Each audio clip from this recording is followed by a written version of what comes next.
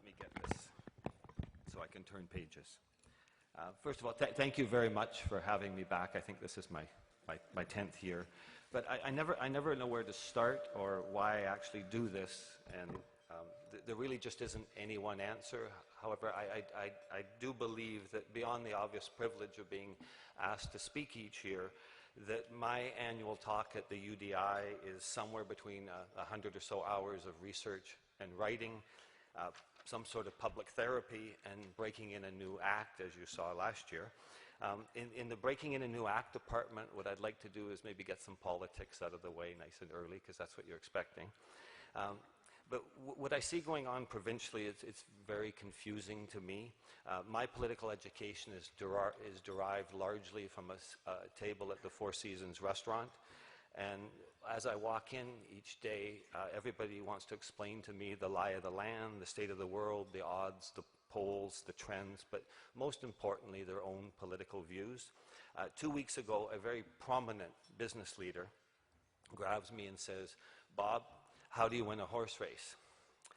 And he repeats it again, "Bob, how do you win a horse race?" And I managed to sort of get 2 words in, I, starting to say, I don't know. And he's almost yelling at me at this point, and he's telling me he's been around a lot longer than me, and how do you win at a horse race? So that little voice inside of me is going, I'll go with dementia for $50, Alex. Instead, I go with, I don't know, don't bet on your favorite color, and he says, you bet on every horse. So as I'm walking away, I sort of mumble to him and to myself as I gain my composure that the only win that you have there is to say that you won. And I think there lies the problem right now, is seriously when my son's soccer team was having a bad game or the team was in trouble, very seldom did I ever go just cheer for the other team so that when I went for beer, I could say that I predicted this game. So whether it's politicians or housing, both topics really need the intellect of this room. Politicians require constructive solutions. Housing requires constructive solutions, not sound bites. So I tend to run my life, this is the public therapy part, I tend to run my life with I would rather be wrong for a day and right for a lifetime with conviction, rather than what I see going on a lot out there with sound bites, is a lot of sound bites and blogs would rather be right for the day and wrong for a lifetime.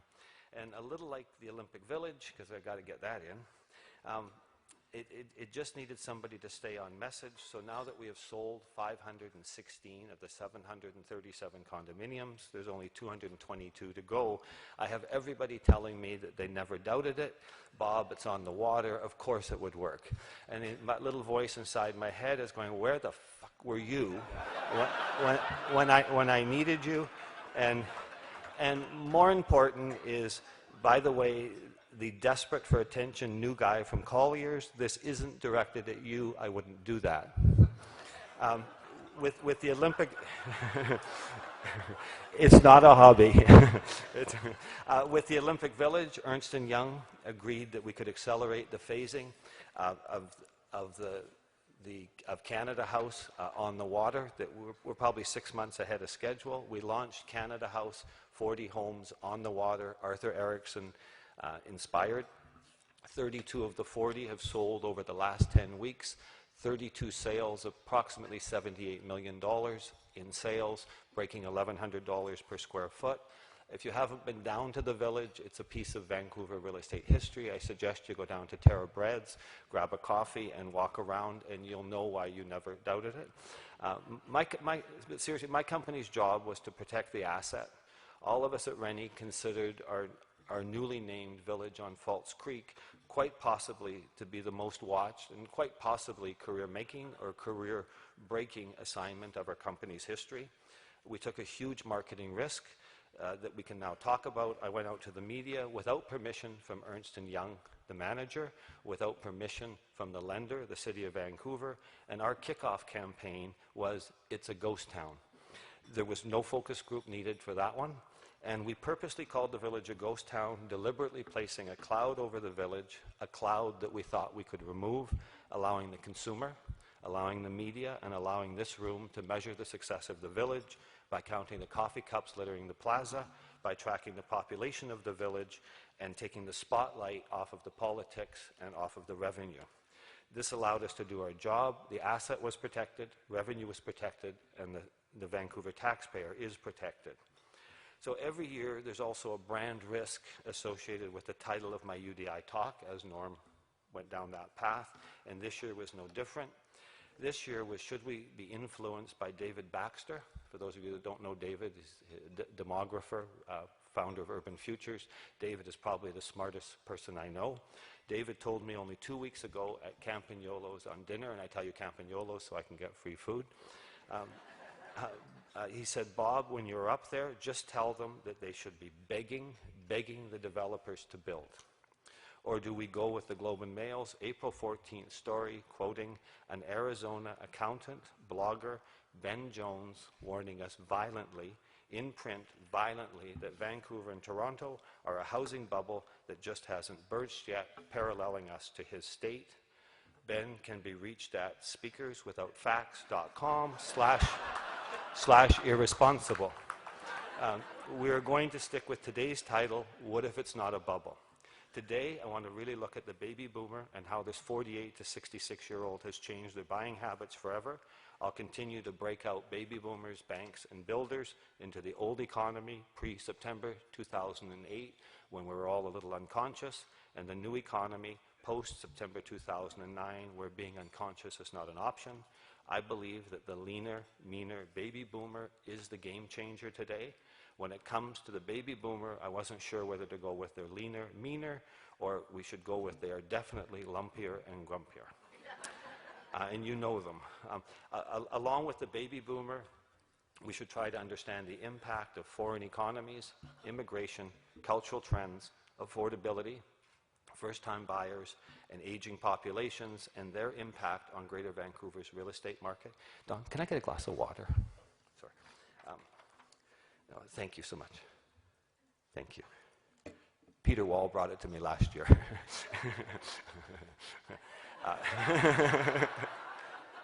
Just a reminder, Peter. Yeah. You are. You are, sir.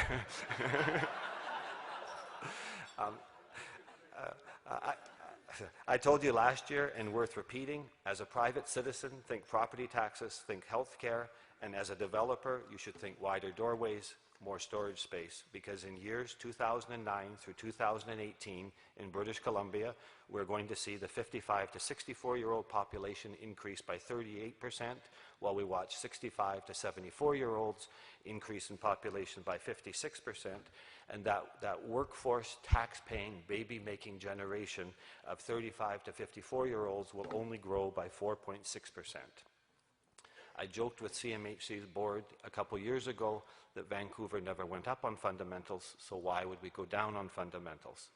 However, our market really does have fundamentals, but our fundamentals cannot be captured in a 90-second elevator conversation, at the water cooler, or in a soundbite, and especially not on a blog or a 140-character tweet.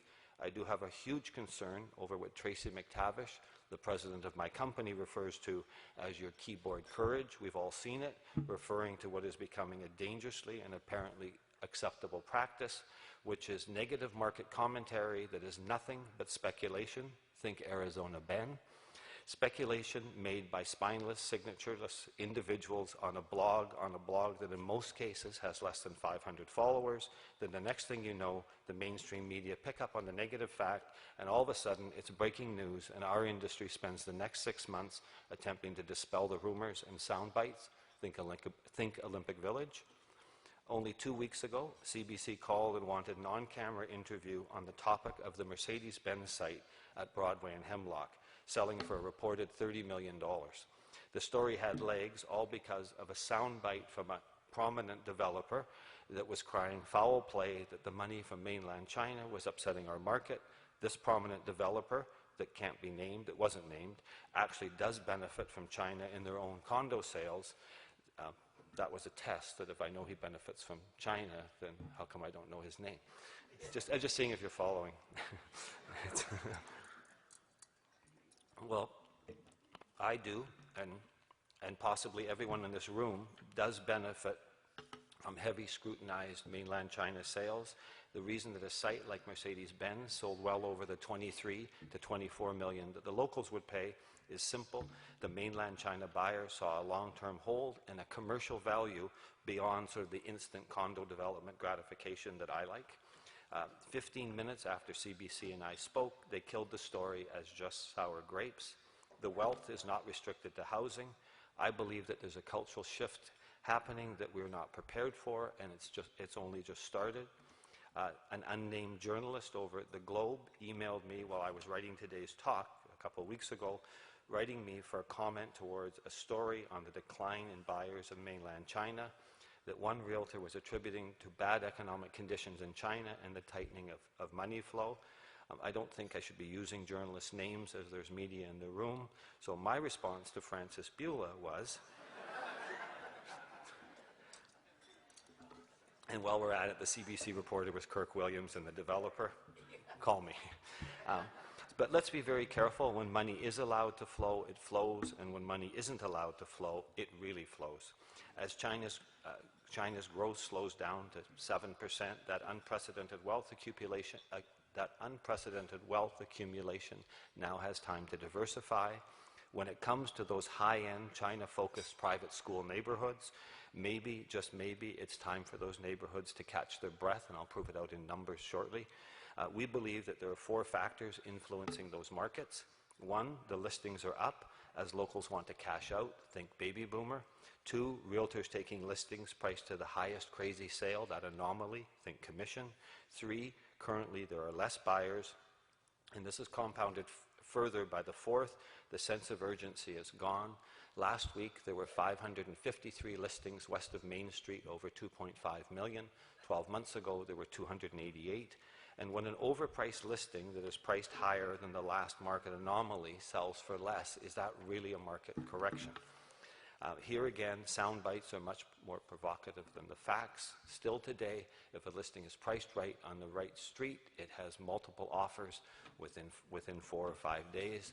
I'm living in my daughter's home while my home's being remodeled, and I'm going to a new Starbucks in the morning, and a fellow stopped me 2 days ago and was questioning how the market has stopped on the west side, and he just put his home for sale at Granville and Nanton. And I gave him some of the statistics I have here of the listings at 553 versus the 288 and homes over 2.5 million. He says, well, mine's at 2.4, and I'm worried. And I said, how long have you had it on? He goes, oh, we have 2 offers, and it's been on 2 weeks.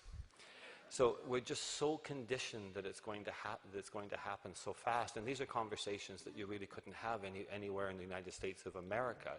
But we're just conditioned that it is nonstop. But I believe that the buyer from mainland China is becoming a lot more sophisticated and similar to the Hong Kong buyer of the 90s. Once the mainland China buyer goes to dim sum 4 times, the learning curve is breathtakingly fast, and they begin to regionalize, rationalize, and start to criticize the same as the locals do. Maybe equal to this room taking 4 WestJet flights to Palm Springs or Phoenix, just like dim sum, 4 flights, and you're an expert. Watch the anomalies and crazy sales become far less frequent than the initial wave. Think back to previous generations. When did your Italian, German, Croatian, and Jewish grandparents first upset the market? There is a difference this time that separates the conversations around mainland Chinese buyers from previous generations that really should be addressed. And different from previous generations, I believe, is supply, the iPhone, Facebook, and our inability to absorb change. When it comes to supply, Vancouver will not create another single-family lot in your lifetime unless you tear down a home on 2 lots. And what other cities can possibly say this? Possibly if you use Manhattan, if you use Paris, if you use San Francisco. And different from previous generations, we communicate using iPhones, Blackberries, Facebook, and Twitter. The voices of earlier generations, your grandparents, were very civil. They were tempered. Maybe a handwritten letter to the newspaper editor or to your city council would be received within a week of protesting. Everything was diffused by mail delivery with previous generations. I think in the same vein, Occupy Wall Street is a whole new way for the 99% to be heard. Occupy Wall Street is the legitimate outrage of why 30 people get multi-million dollar bonuses at the expense of 6,000 workers being laid off. Certainly not our Occupy Vancouver Rainbow Coalition with no focus, with banners like my favorite, condos kill. What I have learned from, seriously, what I have learned from the 99% that as recent as 20 years ago, the 1% in all likelihood influence 40%, even 50% of trends, culture, and the vote. Well, it's a new day with iPhones, Blackberries, Facebook, and Twitter. It's all changed, and yikes, it's one man, one vote, and get used to it. The change can already be seen locally in the power of community groups when it comes to development, actually causing moratoriums. The 1% versus the 99% to me is as big a cultural shift as 9/11. 66% of the 99% are very, very, very smart. I think that we should be listening very carefully to what the 60% are saying, and I think that we should be watching what the 60% are watching, and it's all going to come through in what we decide to develop and build and how it's absorbed in future markets. Also different from previous immigration bulges, there's a reason why we're having difficulty with our ability to absorb change, and that is Greater Vancouver's economic breakdown is very unique because most cities with this much attention from foreign buyers have much larger populations, better able to absorb the in-migration. Think New York, think London, think urban resort. In 2011, there were 42,450 multi and single family residences, housing registered in the Land Registry Office. In Greater Vancouver, 69% of all the homes purchased were purchased by existing homeowners. That leaves us with 31% being first-time buyers. We have to question how local incomes within the 31% actually purchase real estate in Greater Vancouver and in all of these pre-sales. To get some answers on affordability and ability, we have some very telling buyer stats from Andrew Grant and Dan Turner's PCI success story at Marine Gateway. And the reason I say Andrew and Dan is I really don't know which one signs my paycheck, so I think I should put both. And then I will take you through 2011 sales that help dispel the soundbite that we are the most expensive place on earth. With Marine Gateway, I went out to 414 buyers with a very exhaustive survey. We received an unprecedented 170 responders. That's a 40% response from all the buyers, a little different from political polls that can sway voter opinion with a sampling of 0.00025% of the population. So if you're going to use, and this will all be up, all my stats will be up online after 1 week at rennie.com or with the UDI. And as you leave today, the office will hand you out a small business card encapsulating most of the important stats from today. But if you're going to use my Marine Gateway findings, be glad we didn't use the group that did the polling for the Wild Rose Party in Alberta, which is the same group the NPA used here in Vancouver, and now you know where I'm going with this, and now doing polling for the Provincial Conservative Party. It is actually difficult to be that consistently wrong. I think that the marketplace needs us to open the vault a bit here and share the consumer data that we obtained from our Marine Gateway survey. 66% of the buyers were from Vancouver, 16% Richmond, and 9% from Burnaby. By gender, 54% men, 46% women. By age, 29% were aged 50 to 70, and 44% were under the age of 40. So as we became very confident of a 95% sellout on opening day, we went out to the media as the database grew to approximately 11,000. The consumer was letting us know that they wanted the entire package. They wanted the theaters, they wanted T&T, they wanted the shops, they wanted Canada Line. 2 weeks out from opening day, we canceled $185,000 in pre-booked marketing and advertising, and we took approximately $750,000 in incentives off the table. The media, they just didn't want another condo story, but a cultural shift, changing trend, affordable home ownership story. That's a story. I positioned Marine Gateway in the media with a narrative something like this. In the 70s and 80s, it was location, location, location. In the 90s through mid-2000s, it was timing, timing, timing. But from here forward, it's transit, transit, transit. I believe that the real Olympic legacy was training us to use public transportation. Well, the week leading up to opening day was crazy. Print, TV, radio ran with the transit headlines. Bill Good had 2 or 3 talk shows highlighting Marine Gateway and transit-oriented developments. In fact, I'm on Bill Good tomorrow to give these stats, because we went on before the opening predicting the success, and now they want the stats. We couldn't release them before today. Our surveys use a 3-point rating scale of not important, important, and very important, and the survey says transit, with 72.5% of Marine Gateway buyers identifying transit as very important. Marine Gateway had this confirmed with 105 sales of 414 with no parking. When we did the capital for Peter, we did approximately 90 homes without parking downtown, and when we did Electric Avenue back in 06, we had 102 units without parking. But the no parking only works if you have easier immediate access to transit or carpooling, and carpooling only works in very dense urban centers. But if we listen carefully to the baby boomer, they may be saying we really only need 1 car, and with the condo, we just walk a lot more. But what they mean to say is it's our golf dues or the second car. If you're over 40, and more so if you're a baby boomer, you consider the cost of fuel, insurance, and maintenance of your car when considering reducing a household from 2 cars to 1 car. If you're under 25, you don't own a car because it's an inconvenience and you care about the environment. And unlike the 50s, you do not need a car to find out where your friends are. The reality is youth has replaced their dependency on the automobile with their dependency on the iPhone. And unlike their mums and dads, youth does not require a car to get laid. Ask your children.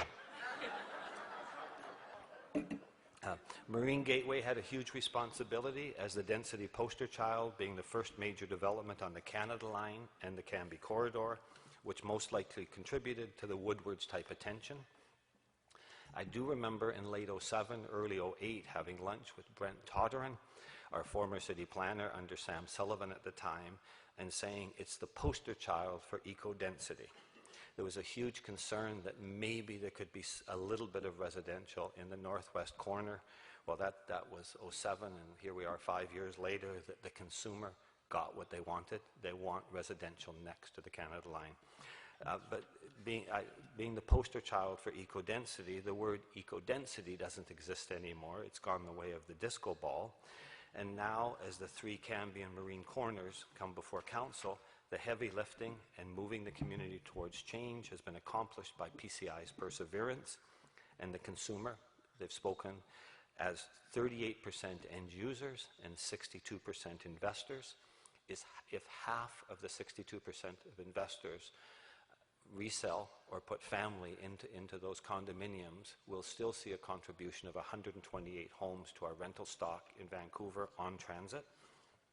And by passive investors. And there's so much criticism about the investor, but I think we have to ask ourselves continually is where would rental rates be and where would supply be if any consequences really come from without this passive investor? Rental is very difficult to pencil out on the most expensive land in Canada. I'm watching the Aquilinis Rogers Arena closely and the conversations with the city. Do they pay $40 million in CACs or just build 500 apartments as pure rental and keep the $40 million to subsidize how rental doesn't work with the high cost of land? But back to the Marine Gateway survey and rental supply, 109 of our 414 buyers were first-time investors. This first-time investor is a real demographic that we really saw show up at about 16% when we did 2300 Kingsway, the old Eldorado hotel site. And it's just that the first-time buyer today that just wanted a home and to one day not pay rent or have a mortgage, well, now our first-time buyer has to understand that unlike his mother and father and unlike his grandparents, Vancouver housing competes with gold, 1% term deposits, and the uncertainty of the stock market. Approximately 70 of our 414 buyers own 2 or more condos, and 53 of the 414 have another pre-sale in the pipeline. So where do deposits come from? 67% came from savings, 11% from a line of credit against another asset, and 15% from parents or grandparents. And to me, the statistic to watch that's going to keep increasing is the money from family. And if you give me a minute, I'll delve further into where exactly that money is being held. And I believe it will change any analysis of the first-time buyer being purely income-based. On opening day at Marine Gateway, Brian Coxford of Global TV asked me if we could find a buyer that was writing an offer. There was 50 people in there writing offers, and I walk over to a 60-year-old couple that in investor profiling, you would say investor. The lady covers her face and she runs away from Brian Coxford and the TV and says, no, no, no, I can't be on TV. And I later found out she called in sick to get in line. But what's really interesting about this investor profiling is this couple lives at 63rd and Marine, and they're going to sell their house and move into Marine Gateway, and they want to stay in the neighborhood.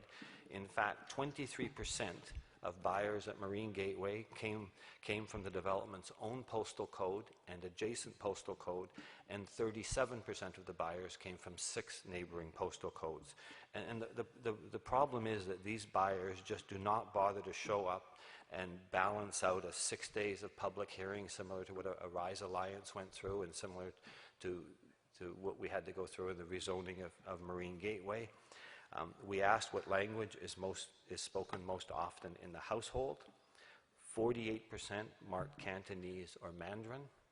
28% of Greater Vancouver by population is Asian. 46% marked English.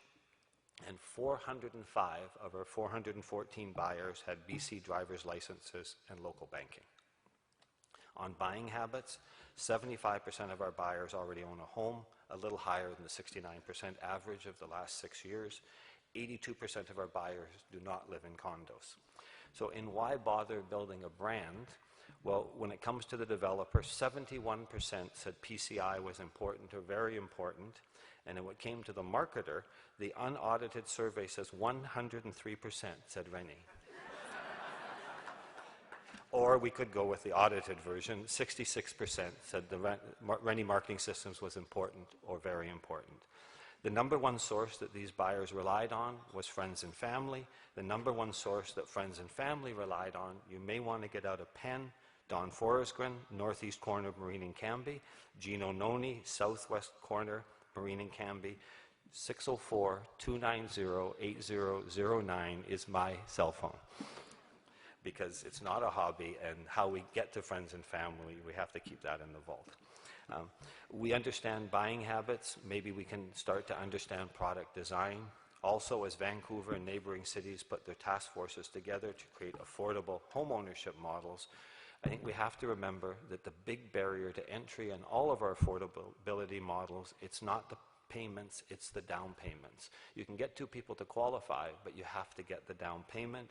And think about it, with banks tightening their lending criteria and oversight of pre-sale contracts. At Marine Gateway, we only allowed 1 sale per buyer. It's not the payments, again, it's the down payments. And will any financial institution offer construction financing of any scale to nothing down buyers, or a development with a high percentage of 5% deposits and 5% down buyers? And the answer is no.